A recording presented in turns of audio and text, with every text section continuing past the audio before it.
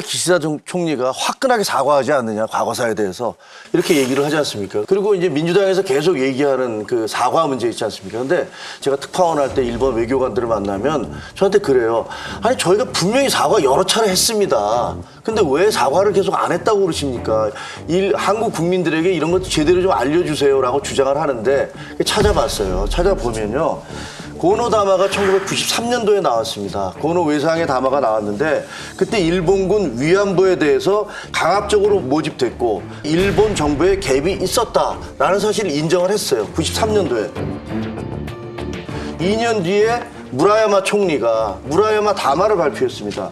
거기서는 뭐라고 그랬냐면요. 그 식민지 지배와 침략으로 아시아 제국의 여러분에게 많은 손해와 고통을 줘서 통절한 반성의 뜻을 표하며 진심으로 사죄한다. 이렇게 얘기를 했습니다. 그 다음에 98년도에, 3년 뒤인 98년에 김대중 오부치 선언이 나왔잖아요. 김대중 대통령이 일본에 가서 의회에 연설하고 오부치 총리가 뭐라고 그랬냐면 식민지배로 한국 국민에게 다대한 손해와 고통을 안긴 역사적 사실을 겸허히 받아들인다. 통절한 반성과 마음으로부터 사죄를 드린다. 이렇게 얘기를 했어요.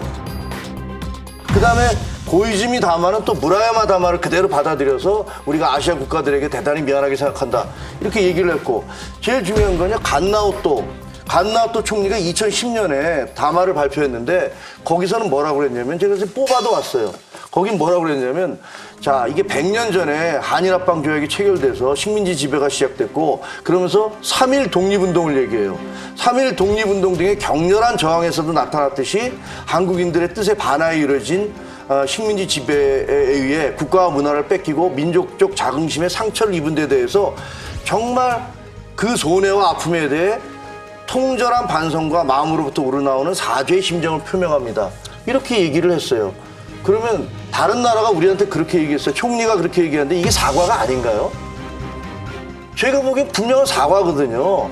그러니까 일본 측에서는 계속 한 얘기가 아니 한국은 우리가 계속 총리 그다음에 관방성 장관 수차례 사과를 했음에도 불구하고 계속 사과를 안 했다고 얘기를 한다. 우리나라 사실 언론들이 이런 부분들에 대해서 제대로 보도하지 않았고 그러니까 일본 측에서는 계속 한 얘기가 그러면 우리가 이번에 또 해도 어차피 또 사과 안 했다고 할 거 아니냐 이런 식의 주장을 하고 있는 거예요. 그래서 저는 사과는 뭐 민주당이나 어떤 뭐 피해자가 만족할 때까지 사과를 해야 된다는 말씀에 어느 정도 동의를 합니다.